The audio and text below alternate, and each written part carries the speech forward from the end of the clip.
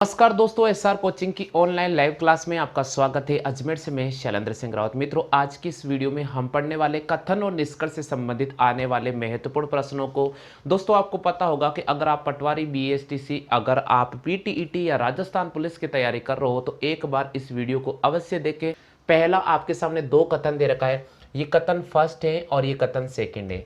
सबसे पहले हमें कथन को रीड करना होगा और उसके बाद डायग्राम बनाना होगा और फिर हमें निष्कर्ष पे जाना होगा और फिर हमें इन 5 ऑप्शन में से कोई भी एक ऑप्शन को चयन करना होगा अंतिम तौर पर। कथन पहला जो हमें दे रखा है उसके बारे में आपको बता देता हूं। कथन दे रखा है सभी चौक थैले हैं। मित्रों, मैंने आपको बता दिया कि जब भी अगर सब्जेक्ट अगर सभी आता है तो डायग्राम एक के ऊपर एक बनता है। इसका मतलब सभी चौक थैले हैं। तो देखिए मित्रों, यहां पर मैंने लिखा चौक और चौक क्या अपने पास में थैले, ये लिखा मैंने थैले, यानी सभी चौक थैले हैं। ये देखिए सभी चौक थैले हैं, यानी देखो आप इस डायग्राम को बिल्कुल गौर से देख लेना, सब कुछ क्लियर हो जाएगा।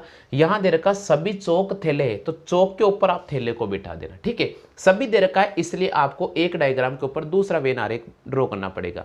आगे दे रखा है कुछ थैले खिलौने हैं, यानी थैले अपने पास में क्या है भैया, खिलौने हैं।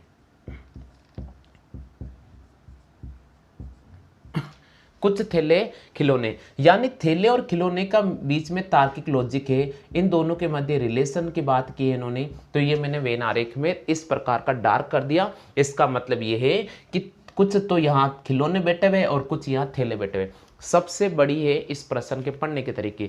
मित्रों, आप इस डायग्राम को गौर से देख लीजिए। देखो चौक और थैले के मध्य रिलेशन है, यानी अगर मैं थैले से चौक पर जाऊंगा तो निष्कर्ष जो निकलेगा वो कुछ में निकलेगा।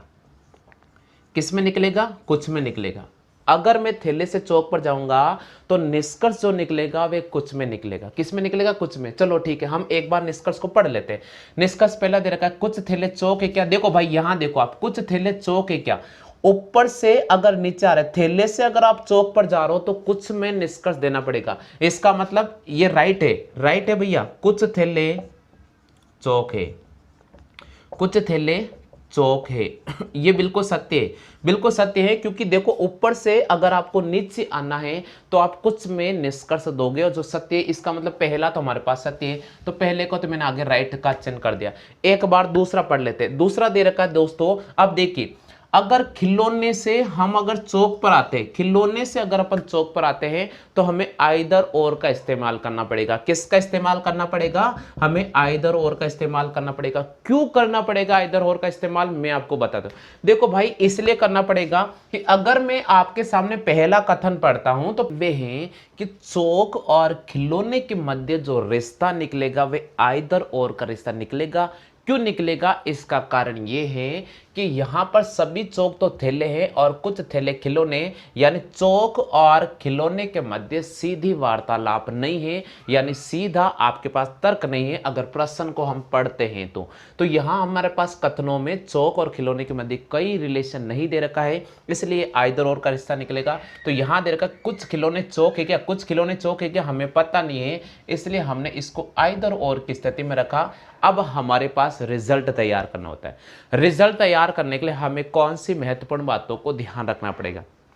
सबसे पहले हमारे पास ये देखना पड़ता है कि कौन सा निष्कर्ष जल्दी से उत्तर देने के लिए पर्याप्त आपके पास निकला है। तो इस स्थिति में अगर मैं जाता हूं तो पहला निकला है, तो अब हमें यहां पर सिर्फ और सिर्फ केवल फर्स्ट निष्कर्ष उत्तर देने के लिए पर्याप्त है, इसको राइट करना होगा। तो इस प्रश्न का जो आंसर होगा वे आंसर होगा हमारे पास में ए ऑप्शन। इसका हमें ए ऑप्शन राइट करना पड़ेगा।